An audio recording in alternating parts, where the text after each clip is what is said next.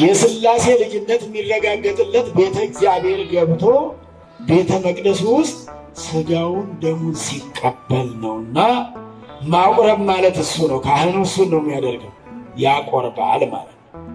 ቅዳሴ የሚለው ቃሉ ስለ ቃሉ የምን ቋንቋ ነው? ስለዚህ ቅዳሴ ማለት ሥጋውን ደሙን የምንቀበልበት ነው።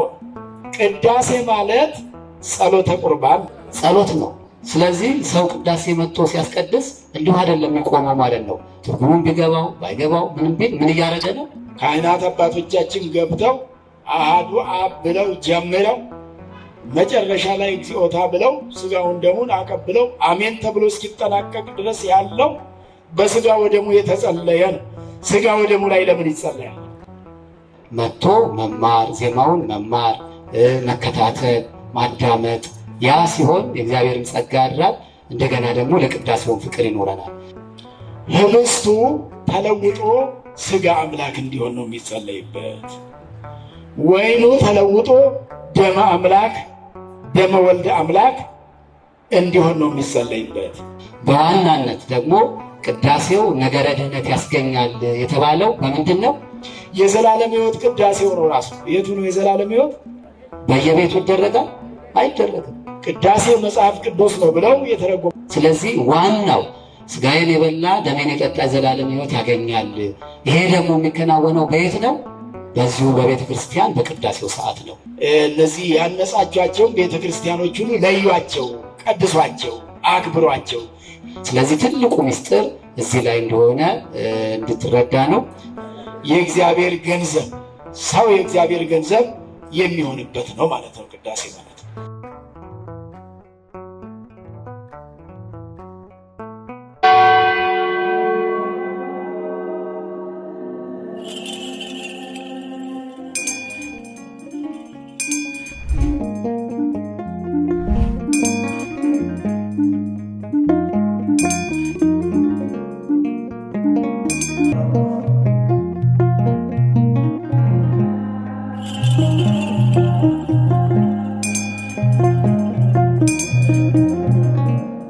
አያቴ ቅዳሴ ማስቀደስ በጣም ትወዳለች።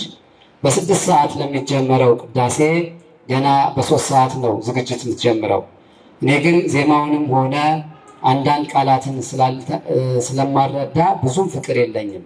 የእኔ ጥያቄ ቅዳሴ ምንድን ነው? ቅዳሴ ማስቀደስ ጥቅሙ ምንድን ነው? በመጽሐፍ ቅዱስ ውስጥ በወልድ ያመነ የዘላለም ሕይወት አለው ነው የሚለው እንጂ ቅዳሴ በማስቀደስ የዘላለም ሕይወት ይገኛል የሚል የለም። ስለዚህ ከነገረ ድህነትና የዘላለም ሕይወትን ከማግኘት አንጻር የቅዳሴ አስፈላጊነቱ ምንድን ነው?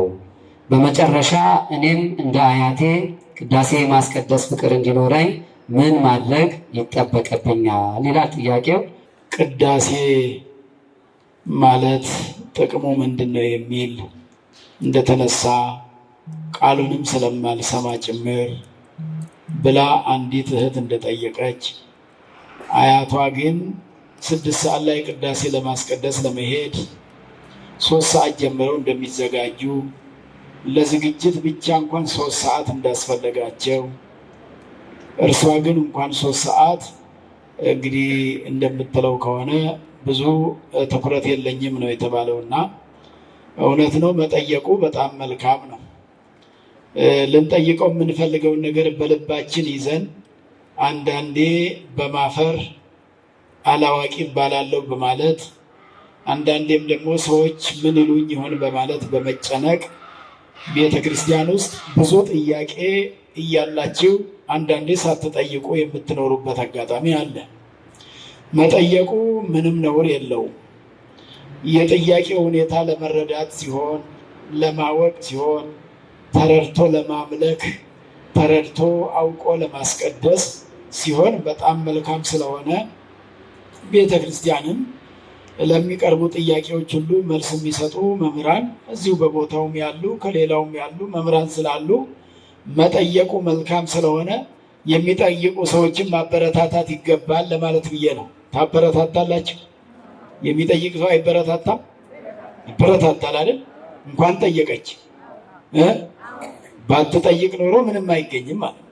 ብዙዎቻችን አንጠይቅም፣ ዝም እንላለን። አንዳንዶቻችን ተረድተን ይሆናል፣ አንዳንዶቻችን ደግሞ ትኩረት ሳንሰጥ ይሆናል።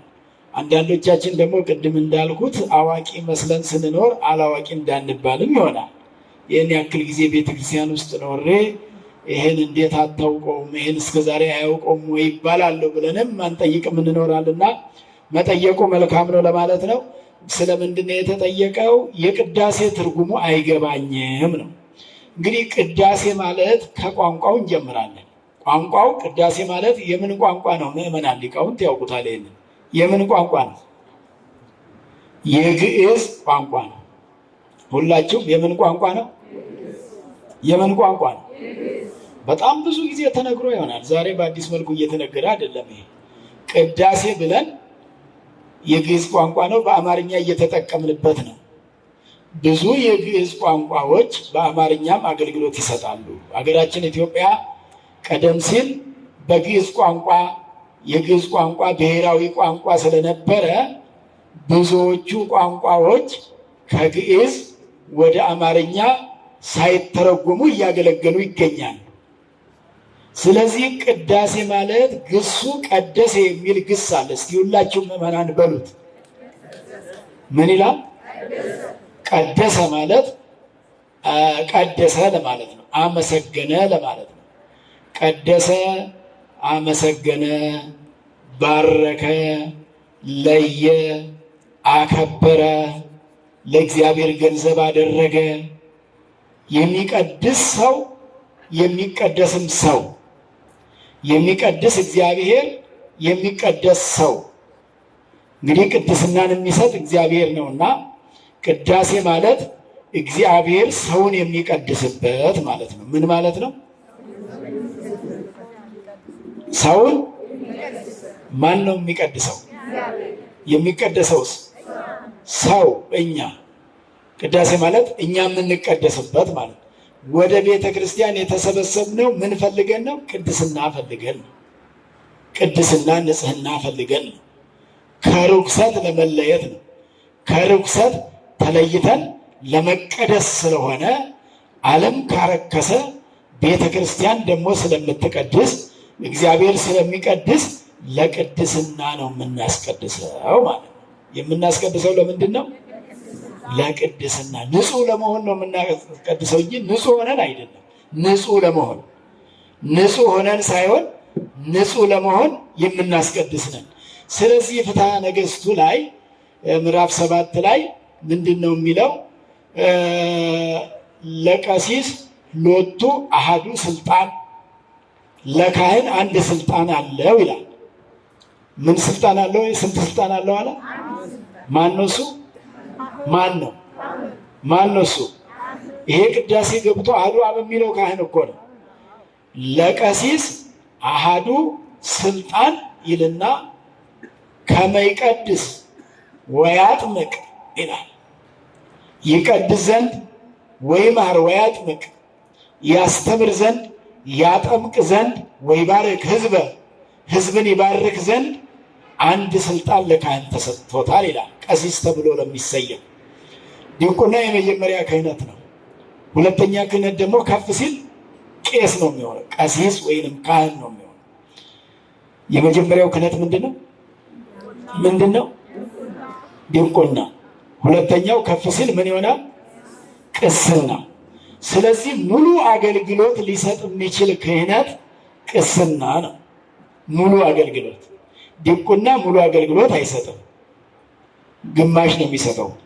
ካህን ካላገኘ ወይንም ቀሲስ የሆነ ሰው የማጥመቅና የማስተማርና የማጥመቅ የማቁረብ የመቀደስ የማቁረብ ስልጣን የተሰጠው ካህን ካላገኘ ዲያቆን ብቻውን ሙሉ አገልግሎት ሊሰጥ አይችልም ነው። የቀሲሱ ወይንም የካህኑ ተላላኪ ነው ወይንም ተራዳኢ ነው። ስለዚህ ምንድነው ያለው? ለካህን አንድ ስልጣን ተሰጥቶታል። የመጀመሪያው ካህን ምንድነው የሚሰራው? ምንድነው የሚያደርገው? ማስተማር ነው የተሰጠው። ምን ተሰጠው? ማስተማር። ከማስተማር በኋላ ደግሞ ማጥመቅ። ከማጥመቅ በኋላ ደግሞ መቀደስ፣ ከመቀደስ በኋላ መባረክ። በበረከት አይደል የምትሸኙት? መጨረሻ ላይ ቅዳሴው ከተቀደሰ በኋላ አድንኑ ተብሎ እግዚአብሔር ይባርካችሁ ተብሎ ወደ ቤታችሁ ትሄዱ የለ? ወደ ቤታችሁ ግቡ የምትባለው በቡራኬ የሚያጠናቅቅ ማለት ነው። ስለዚህ ቅዳሴ ማለት አንድ ሰው ተምሮ ክርስትና ቢነሳ፣ ምናልባት እኛ በ40 እና በ80 ቀን ያው ክርስትና እንነሳለን ትውፊትና ስርዓት ሆኖ፣ ወይንም ደግሞ ሰው ከልጅነቱ ጀምሮ የእግዚአብሔር መሆን ስላለበት እሱ ራሱን የቻለ አስተምሮ አለው። በ40 እና በ80 ቀን ክርስትና እንቀበላለን፣ እንጠመቃለን። ካህን አስተምሮ ያጠምቃል። ትልቁንም ሰው ቢሆን ትልቅ ሆኖ የሚጠመቅ ካለ ግን ያስተምረዋል። ከማስተማር በኋላ ያጠምቃል፣ ክርስትና ያነሳል። ሕፃኑ ክርስትና ቤት ተነስቶ ወደ ቤተ መቅደሱ ሳይመጣ ቢቀር ክርስቲያን ነው? ክርስቲያን ይሆናል? አልተሟላም። ክርስትና ተጀመረ እንጂ አልተሟላም። እዚያ የሥላሴን ልጅነት አግኝቷል። ክርስትና ሲነሳ የሚረጋገጥለት ግን የሥላሴ ልጅነት የሚረጋገጥለት ወደ ቤተ ክርስቲያን ወደ ቤተ መቅደሱ መጥቶ ስጋውን ደሙን ሲቀበል ነው የሚረጋገጠው ማለት ነው። ደብዳቤ ትጽፋላችሁ አይደል? ደብዳቤ የሚጽፉ እነዚህ የኮምፒውተር ጸሐፊዎች አሉ፣ ጸሐፍት አሉ። ጸሐፍትና ፈሪሳውያን ማለት አይደለም። ጸሐፍት አሉና የሚጽፉት ከጻፉ በኋላ ደብዳቤው ተሟልቶ ተጽፎ ተስተካክሎ ከተቀመጠ በኋላ ካልተፈረመበት ዋጋ አለው? መጽሐፍ ግን ተጽፏል፣ ባለስልጣን ያልፈረመበትም። የድርጅቱም ወይንም የገዳማችን የምስካየ ኅዙናን ገዳም ማይተም የለበትም። ዋጋ አለው? የለው። እንደዚህ ሁሉ በ40 እና በ80 ቀን ክርስትና የተነሳ ሁሉ የሥላሴ ልጅነት የሚረጋገጥለት ቤተ እግዚአብሔር ገብቶ ቤተ መቅደስ ውስጥ ስጋውን ደሙን ሲቀበል ነውና፣ ማቁረብ ማለት እሱ ነው። ካህኑ እሱን ነው የሚያደርገው። ያቆርባል ማለት ነው። ያቆርባል ማለት ነው። ስለዚህ ቅዳሴ ማለት ስጋውን ደሙን የምንቀበልበት ነው። ስጋዬን የበላ ደሜንም ያልጠጣ የዘላለም ሕይወት የለውም ነው የሚለው አይደል? የበላና የጠጣ ግን የዘላለም ሕይወት አለው። ይሄ የሚፈጸመው ያለ ቅዳሴ አይፈጸምም። ይሄ ያለ ቅዳሴ ስለማይፈጸም ቅዳሴ ማለት ጸሎተ ቁርባን ነው። በሌላ ትርጓሜ ደግሞ በሌላ ትምህርቱ ቅዳሴ ማለት የቁርባን ጸሎት፣ የስጋ ወደሙ ጸሎት ማለት ነው። ቅዳሴ ማለት ምን ማለት ነው? የስጋ በሉ ምዕመናን ወደሙ ጸሎት። ቅዳሴ ማለት በሉ የስጋ ወደሙ ጸሎት ነው። ስጋ ወደሙ እኮ የክርስቶስ ስጋና ደም የሚሆነው ሲቀደስበት ነው፣ ወይንም ሲጸለይበት ነው። ተጸልዮበት ነው። ካህናት አባቶቻችን ገብተው አሃዱ አብ ብለው ጀምረው መጨረሻ ላይ እግዚኦታ ብለው ስጋውን ደሙን አቀብለው አሜን ተብሎ እስኪጠናቀቅ ድረስ ያለው በስጋ ወደሙ የተጸለየ ነው። ስጋ ወደሙ ላይ ለምን ይጸለያል? ህብስቱ ተለውጦ ስጋ አምላክ እንዲሆን ነው የሚጸለይበት። ወይኑ ተለውጦ ደመ አምላክ ደመ ወልደ አምላክ እንዲሆን ነው የሚጸለይበት። ሲጸለይበት በቅዳሴው ጸሎት ካህኑ በሚቀድሰው ቅዳሴ ህብስቱ ተለውጦ ቅዱስ አትናቴዎስ እንዳለው ስጋ ወልደ አምላክ ይሆናል። ወይኑ ተለውጦ ደመ ወልደ አምላክ ይሆናል። ደመ ወልደ አምላክ የአምላክ ስጋና ደም ስለሚሆን ማለት ነው። ስጋ ወደሙ የሚታደለው እንግዲህ ወደ ዘላለም ሕይወት ብሎ ቅድም ዶክተር ሲናገሩ የነበረው ወደ ዘላለም ሕይወት መድረስ ነው የሚያስፈልገው እንጂ ቅዳሴ ምንድን ነው የሚል ነበር አይደል? እንደው በመካከሉ የሰማ ነው። የዘላለም ሕይወት ቅዳሴው ነው ራሱ። የቱ ነው የዘላለም ሕይወት? ቅዳሴው። በሌላ መልኩ ደግሞ ቅዳሴ መጽሐፍ ቅዱስ ነው። ከመጽሐፍ ቅዱስ የተገኘ ጸሎት ነው የሚጸለዩ። ተመርጠው የገቡት ለምሳሌ አሐዱ አብ ተብሎ ሲቀደስ ካህኑ እጃቸውን ዘርግተው እንግዲህ በሰፊያ እድ ነው የሚጸልዩት። አሐዱ አብ ቅዱስ፣ አሐዱ ወልድ ቅዱስ እያሉ የሚጸልዩት አብ ቅዱስ ነው፣ ልዩ ነው፣ ወልድም ልዩ ነው፣ መንፈስ ቅዱስም ልዩ ነው የሚሉት የዮሐንስ ወንጌል ምዕራፍ 10 ቁጥር 30 ላይ ስታነቡት እኔና አብ አንድ ነን ነው የሚለው። እኔና አብ አንድ ነን ብሎ ምስጢረ ሥላሴ የሚነገርበት መጽሐፍ ቅዱስ የሚነገርበት የቅዳሴው ጸሎት የተገኘው ከመጽሐፍ ቅዱስ ከብሉይ ኪዳን ከአዲስ ኪዳን ተውጣጥተው የመጡ ናቸውና ቅዳሴ መጽሐፍ ቅዱስ ነው ብለው የተረጎሙ አባቶችም አሉና ቅዳሴ መጽሐፍ ቅዱስ ነው፣ መጽሐፍ ቅዱስም ቅዳሴ ነው። በሌላ መልኩ ማሕሌት መጽሐፍ ቅዱስ ነው፣ መጽሐፍ ቅዱስ ማሕሌትም ነው። ቤተ ክርስቲያናችን በመጽሐፍ ቅዱሱ መጸለይ ትችላለች ማለት ነው። ብዙዎች መጽሐፍ ቅዱስን በዚህ መልክ ለቅዳሴ ለሥጋ ወደሙ መለወጫ አይጠቀሙበትም። ይሄ ተቀናብሮ ተስተካክሎ ዜማው ግዕዝ፣ አራራይ፣ እዝል ተብሎ ሕግ ጠብቆ የሚዜምባት ቤተክርስቲያን እቺን ቤተክርስቲያን የሰጠን እግዚአብሔር የተመሰገነ ይሁን። ቤተክርስቲያኒቱ ታላቅ ናት። ምንም እንደ ውቅያኖስ ቢጨለፍ ያላት ሀብት ያላት እውቀት የሚያልቅ አይደለም። ብዙ ነው በጣም። የትኛውም ሊቅ ተርጉሞ አመስጥሮ ጨርሶ አልሄደም፣ ጀምሮ ሄደን አላልቅ ስለሚል ማለት ነው። ስለዚህ ቅዳሴ ማለት ሥጋ ወደሙ የሚለወጥበት ስለሆነ የዘላለም ሕይወት የምናገኝበት ነውና በሌላ መልኩ ደግሞ መጽሐፈ ፈውስ የሚባል ምዕራፍ 10 ቁጥር 3 ላይ አለ። እዚያ ትልቅ መጽሐፍ ነው፣ የብዙ ጊዜ አይታወቅም። እዚያ ላይ የሚለው ቀድሱ ኩሎ አብያተ ክርስቲያናት ዘአነጽክምዎሙ ወቅብኡ ቅብአ ሜሮን ይላል።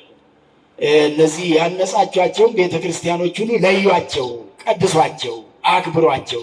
ቅዳሴ ማለት መለያም ነው። ቅድም እንደነገርኳችሁ ሁሉ የእግዚአብሔር ገንዘብ የምንሆንበት ነው። ቅዳሴ ማለት ምን ማለት ነው? ምንን የምንሆንበት ነው? የእግዚአብሔር ገንዘብ፣ ሰው የእግዚአብሔር ገንዘብ የሚሆንበት ነው ማለት ነው ቅዳሴ ማለት። ስለዚህ ቅዳሴ ማለት ቅድስና የሚሰጥበት ስለሆነ ትርጉሙ ቅድስና መስጫ ነው። ትርጉሙም አይገባኝም የሚል ሰው ካለ ምናልባት ዜማው ግዕዙ ያው መጽሐፍ ቅዱሱ በግዕዝ ስለሆነ አንዳንዴ በአማርኛም ይተረጉማል። በይበልጥ ምስካየ ኅዙናን በዚህ አይታማም። አብዛኛው ለምዕመናን ሊቀርብ በሚችል መልኩ ነው። ግብረ ድቁና ያሉ የዲያቆኑ ሁሉ ዜማ አብዛኛው ወደ ዜማ ወደ አማርኛ ሆኖ ሰው እንዲረዳው እንዲተረጉመው ሌላ አስተማሪ ሳያስፈልገው እየተረዳ እንዲያስቀድስ የሚደረግበት ታላቅ ገዳም ስለሆነ ብዙም ትርጉሙ አይገባኝም ሊባል አይችልም እና እንዲገባን ደግሞ ማድረግም ያስፈልጋል ማለት ነው። እንዲገባን ደግሞ ማድረግ የሚያስፈልገው ትኩረት ሰጥቶ መስማት፣ ትኩረት ሰጥቶ መረዳት ያስፈልጋል። በሌላ ስፍራ ይሄን በተመለከተ ግን እኔ አንድ ጊዜ እንዲህ አይነት ጥያቄ እዚያ አዳማ የገጠመኝ ቅዳሴ ብዙም አይገባኝም የምትል እህት እኔም አንድ ጊዜ አጋጥሞኝ ነበር። ነገር ግን ሰማያዊ እውቀትና ሰማያዊ ሀብት እግዚአብሔር ለሰው ልጅ የሰጠው ነው ብዬ አምኜ ሰማለሁ። ቋንቋውን ባልረዳውም ይሄ ሰማያዊ እውቀት ለሰው ልጅ እግዚአብሔር ከሰማይ የሰጠው ነው የሚል እምነቱ ስላለኝ ሳልጠግበው ነው ተቀድሶ የሚያልቀው የምትል እህት አንድ ወቅት አጋጥሞኝ ትዝ ብሎኛል። ስለዚህ ይሄ ሰማያዊ ሀብት ለሰው ልጅ የተሰጠ ስለሆነ እንዲሁ እንደ ዓለሙ በመረዳት ብቻ እንዳናስብም ያስፈልጋልና ባንረዳውም የእግዚአብሔር ቃል ነው፣ የእምነት ቃል ነው፣ ቅድስና የምናገኝበት ስለሆነ ቅዳሴ ማለት የቅድስና መስጫ ነው ለማለት ነው። እግዚአብሔር ይስጥልኝ። ክቡር አባታችን በሚገባ ስለ ቅዳሴ ከዚህ በፊት ከነበረን ግንዛቤ የበለጠ ብዙ ነገር እንድናውቅ ነው ያስረዱን። እንደው እስቲ ከተነገረው መቼም እናንተ የምስካየ አጥቢያ ምዕመናን በጥያቄና መልስ ምንም የሚያሟችሁ አይደለም። ስትጠየቁ ወዲያው የምትመልሱ ናችሁና እስቲ ከተነገረው መካከል ቅዳሴ የሚለው ቃሉ ስርወ ቃሉ የምን ቋንቋ ነው? የሚደንቅ ነው። እሺ ቅዳሴ ማለት ምን ማለት ነው? በጣም ጥሩ። ቅዳሴ ጸሎት ነው ተብሏል። አያችሁ፣ አሁን አባታችን ሲያስተምሩ በደንብ ከሰማችሁ ቅዳሴ ምንድን ነው? ጸሎት ነው። ስለዚህ ሰው ቅዳሴ መጥቶ ሲያስቀድስ እንዲሁ አይደለም የሚቆመው ማለት ነው። ትርጉሙን ቢገባው ባይገባው ምንም ቢል ምን እያደረገ ነው? እየጸለየ ነው ማለት ነው። ከካህናቱ ጋር አብሮ እየጸለየ ነው የተባለው። እንግዲህ በጸሎት ውስጥ ደግሞ ልመና አለ፣ ምስጋና አለ ማለት ነው። እና እንግዲህ እህታችንም የጠየቀችው ያው አሁን እንደተባለው እንደ እናቷ ቅዳሴውን ለመውደድ መጥቶ መማር፣ ዜማውን መማር፣ መከታተል፣ ማዳመጥ፣ ያ ሲሆን የእግዚአብሔርን ጸጋ ያድራል። እንደገና ደግሞ ለቅዳሴውን ፍቅር ይኖረናል። በዋናነት ደግሞ ቅዳሴው ነገረ ድህነት ያስገኛል የተባለው በምንድን ነው? ቅዳሴው መካከል ነው አይደል? ስጋው ደግሞ ይፈተተው። ቅዳሴ ተለለ ስጋው ደግሞ ይፈተታል እንዴ? በየቤቱ ይደረጋል? አይደረግም። ስለዚህ ዋናው ስጋዬን የበላ ደሜን የጠጣ ዘላለም ሕይወት ያገኛል። ይሄ ደግሞ የሚከናወነው በየት ነው? በዚሁ በቤተ ክርስቲያን በቅዳሴው ሰዓት ነው። ስለዚህ ትልቁ ምስጢር እዚህ ላይ እንደሆነ እንድትረዳ ነው። በድጋሜ ለክቡር አባታችን ቃለ ሕይወት ያሰማልን።